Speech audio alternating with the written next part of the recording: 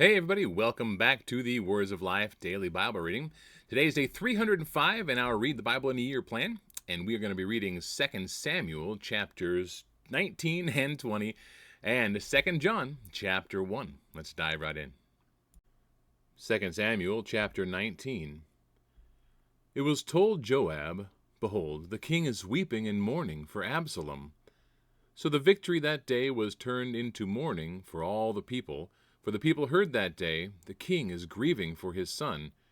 And the people stole into the city that day as people steal in who are ashamed when they flee in battle. The king covered his face, and the king cried with a loud voice, "Oh, my son Absalom! Oh, Absalom, my son, my son!" Then Joab came into the house to the king and said, "You have today covered with shame the faces of all your servants, who have this day saved your life and the lives of your sons and your daughters and the lives of your wives and your concubines, because you love those who hate you and hate those who love you. For you've made it clear today that commanders and servants are nothing to you. For today I know that if Absalom were alive and all of us were dead today, then you would be pleased. Now therefore arise, go out and speak kindly to your servants, for I swear by the Lord, if you do not go, not a man will stay with you this night, and this will be worse for you than all the evil that has come upon you from your youth until now." Then the king arose and took his seat in the gate, and the people were all told, "Behold, the king is sitting in the gate." And all the people came before the king. Now Israel had fled every man to his own home. And all the people were arguing throughout all the tribes of Israel, saying, "The king delivered us from the hand of our enemies, and saved us from the hand of the Philistines, and now he has fled out of the land from Absalom. But Absalom, whom we appointed over us, is dead in battle. Now therefore why do you say nothing about bringing the king back?" And King David sent this message to Zadok and Abiathar the priests, "Say to the elders of Judah, why should you be the last to bring the king back to his house, when the word of all Israel has come to the king? You are my brothers, you are my bone and my flesh. Why then should you be the last to bring back the king? And say to Amasa, are you not my bone and my flesh? God do so to me, and more also, if you are not commander of my army from now on in place of Joab." And he swayed the heart of all the men of Judah as one man, so that they sent word to the king, "Return, both you and all your servants." So the king came back to the Jordan, and Judah came to Gilgal to meet the king and to bring the king over the Jordan. And Shimei, the son of Gera the Benjaminite, from Bahurim, hurried to come down with the men of Judah to meet King David. And with him were 1,000 men from Benjamin, and Ziba, the servant of the house of Saul, with his 15 sons and his 20 servants, rushed down to the Jordan before the king.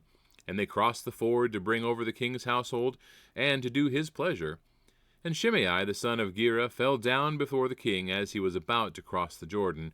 And he said to the king, "Let not my lord hold me guilty, or remember how your servant did wrong on the day my lord the king left Jerusalem. Do not let the king take it to heart. For your servant knows that I have sinned. Therefore, behold, I have come this day, the first of all the house of Joseph, to come down to meet my lord the king." Abishai, the son of Zeruiah, answered, "Shall not Shimei be put to death for this, because he cursed the Lord's anointed?" But David said, "What have I to do with you, you sons of Zeruiah, that you should this day be as an adversary to me? Shall anyone be put to death in Israel this day? For do I not know that I am this day king over Israel?" And the king said to Shimei, "You shall not die." And the king gave him his oath. And Mephibosheth, the son of Saul, came down to meet the king. He had neither taken care of his feet, nor trimmed his beard, nor washed his clothes, from the day the king departed until the day he came back in safety. And when he came to Jerusalem to meet the king said to him, "Why did you not go with me, Mephibosheth?" He answered, "My lord, O king, my servant deceived me, for your servant said to him, I will saddle a donkey for myself, that I may ride on it and go with the king, for your servant is lame. He has slandered your servant to my lord the king, but my lord the king is like the angel of God. Do therefore what seems good to you. For all my father's house were but men doomed to death before my lord the king, but you set your servant among those who eat at your table. What further right have I then to cry to the king?" And the king said to him, "Why speak any more of your affairs? I have decided. You and Ziba shall divide the land." And Mephibosheth said to the king, "Oh, let him take it all, since my lord the king has come home safely." Now Barzillai the Gileadite had come down from Rogelim, and he went on with the king to the Jordan to escort him over the Jordan. Barzillai was a very aged man, 80 years old. He had provided the king with food while he stayed at Mahanaim, for he was a very wealthy man.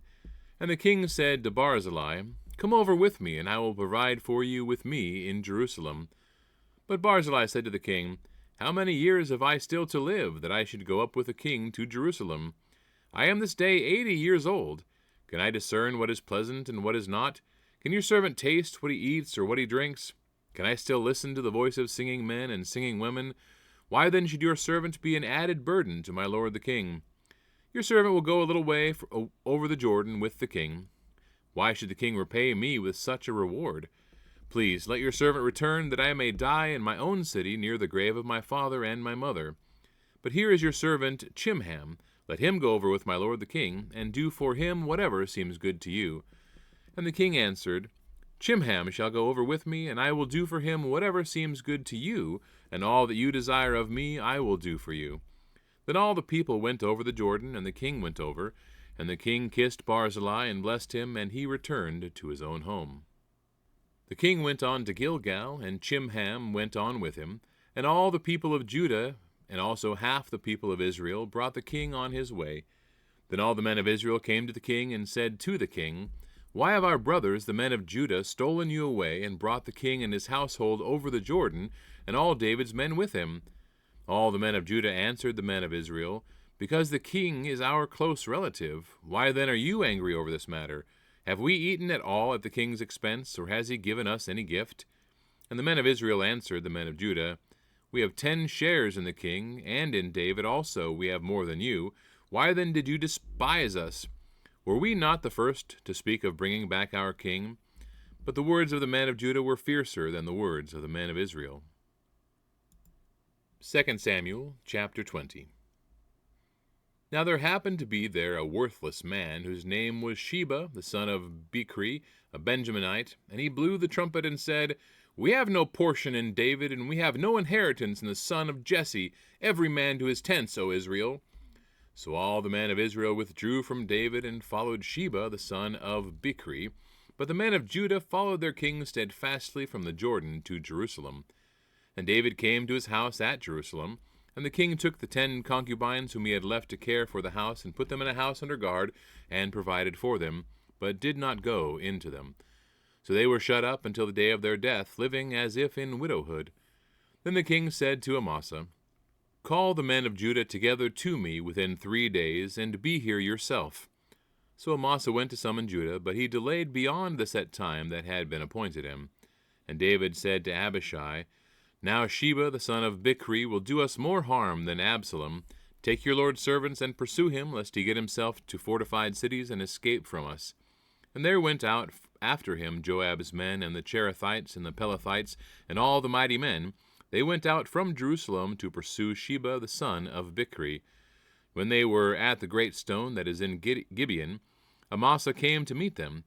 Now Joab was wearing a soldier's garment, and over it was a belt with a sword in its sheath fastened on his thigh, and as he went forward it fell out. And Joab said to Amasa, "Is it well with you, my brother?" And Joab took Amasa by the beard with his right hand to kiss him, but Amasa did not observe the sword that was in Joab's hand. So Joab struck him with it in the stomach, and spilled his entrails to the ground without striking a second blow, and he died. Then Joab and Abishai his brother pursued Sheba the son of Bichri. And one of Joab's young men took his stand by Amasa and said, "Whoever favors Joab and whoever is for David, let him follow Joab." And Amasa lay wallowing in his blood in the highway, and anyone who came by seeing him stopped. And when the man saw that the people were stopped, he carried Amasa out of the highway into the field, and threw a garment over him. When he was taken out of the highway, all the people went on after Joab to pursue Sheba the son of Bichri. And Sheba passed through all the tribes of Israel to Abel of Beth-maacah, and all the Bichrites assembled and followed him in. And all the men who were with Joab came and besieged him in Abel of Beth-maacah. They cast up a mound against the city, and it stood up against the rampart, and they were battering the wall to throw it down. Then a wise woman called from the city, "Listen, listen, tell Joab, come here that I may speak to you." And he came near her, and the woman said, "Are you Joab?" He answered, "I am." Then she said to him, "Listen to the words of your servant." And he said, "I am listening." Then she said, "They used to say in former times, let them but ask counsel at Abel, and so they settled the matter. I am one of those who are peaceable and faithful in Israel. You seek to destroy a city that is a mother in Israel. Why will you swallow up the heritage of the Lord?"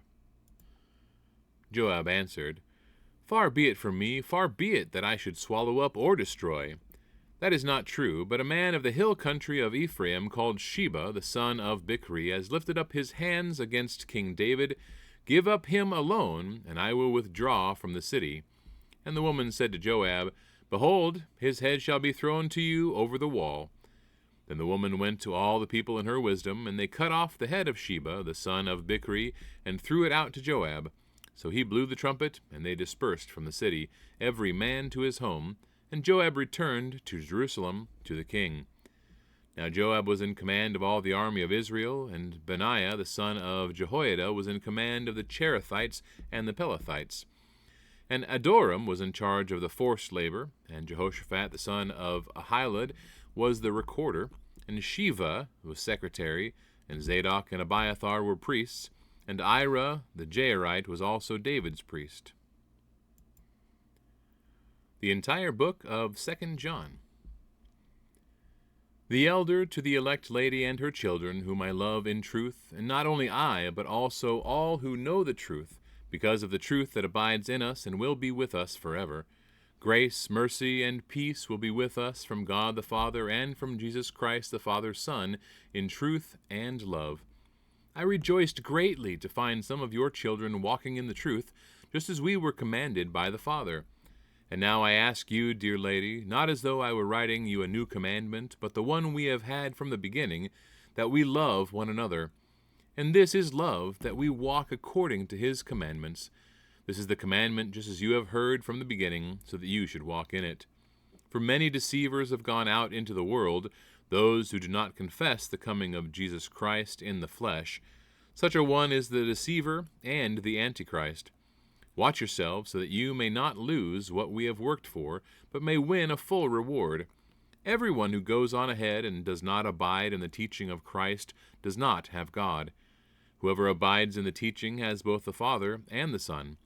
If anyone comes to you and does not bring this teaching, do not receive him into your house or give him any greeting, for whoever greets him takes part in his wicked works. Though I have much to write to you, I would rather not use paper and ink. Instead, I hope to come to you and talk face to face, so that our joy may be complete. The children of your elect sister greet you. All right, that wraps up the reading for today, everybody. Thank you so much for tuning in and reading along with me. We completed the book of 2 John. I expect we'll do 3 John tomorrow. So God bless. We'll see you tomorrow.